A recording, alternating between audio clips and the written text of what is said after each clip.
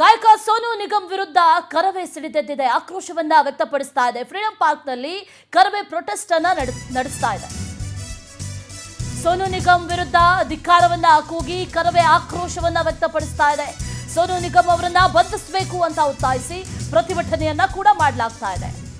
ಕನ್ನಡ ಹಾಡು ಅಂದಿದ್ದಕ್ಕೆ ಹಾಡಲ್ಲ ಅಂತ ಹೇಳಬಹುದಿತ್ತು, ಆದರೆ ಈ ರೀತಿ ಹೋಲಿಕೆ ಮಾಡಿರೋದಿದೆಯಲ್ಲ, ಇದು ಸರಿಯಲ್ಲ.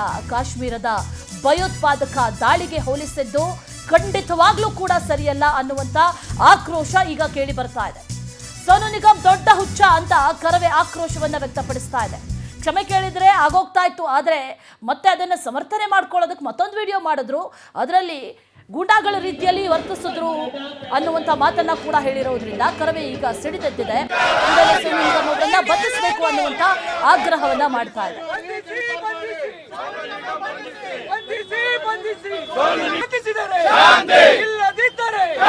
ಕರ್ನಾಟಕ ರಕ್ಷಣೆ ಹೋರಾಟಕ್ಕೆ, ಕನ್ನಡಿಗರ ಪರವಾದ ಹೋರಾಟಕ್ಕೆ, ಕರ್ನಾಟಕದ ಪರವಾದ ಹೋರಾಟಕ್ಕೆ ಸೋನು ನಿಗಮ್ ಬಂಧಿಸಿದರೆ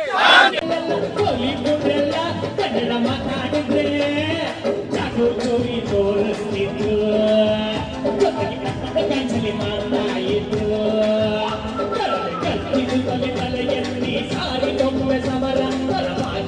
ಸೋನು ನಿಗಮ್ ಅವನೊಬ್ಬ ಹುಚ್ಚ ಅಂತ ಹೇಳಿ ನನಗೆ ಅನ್ನಿಸ್ತಾ ಇದೆ. ಹುಚ್ಚತನವನ್ನು ಅವನು ಬೆಂಗಳೂರಿನ ಕಾರ್ಯಕ್ರಮದಲ್ಲಿ ಪ್ರದರ್ಶನ ಮಾಡಿದ್ದಾನೆ. ಅಲ್ಲಿ ಕೇಳಿದ್ದು ಅವನಿಗೆ ಕನ್ನಡ ಗೊತ್ತಿದೆ. ಸುಮಾರು 100 ಕನ್ನಡದ ಸಿನಿಮಾಗಳಲ್ಲಿ ಆಡಿದನೆ ಅನ್ನೋ ಅಭಿಮಾನಕ್ಕೆ ಕನ್ನಡಿಗರು ಅವನಿಗೆ ಒತ್ತಾಯ ಮಾಡ್ತಾರೆ. ಅಭಿಮಾನವನ್ನು ವ್ಯಕ್ತಪಡಿಸೋದು ರೀತಿಗಳು ಬೇರೆ ಬೇರೆ ಇರಬಹುದು, ಹಾಗಂತ ಅವರೇನು ಇವರ ಶತ್ರುಗಳಲ್ಲ. ಹಾಗಾಗಿ ಕನ್ನಡ ಹಾಡಿ ಅಂತ ಕೇಳುವುದು ತಪ್ಪು ಅನ್ನುವ, ಆದರೆ ಆಡಬಹುದಾಗಿತ್ತು, ಹಾಡದಲ್ಲೇ ಇರಬಹುದಾಗಿತ್ತು, ಇಲ್ಲ ಹಾಡಲ್ಲ ಅಂತ ಹೇಳ್ಬೋದಾಗಿತ್ತು, ಏನು ಒತ್ತಾಯ ಇರಲಿಲ್ಲ.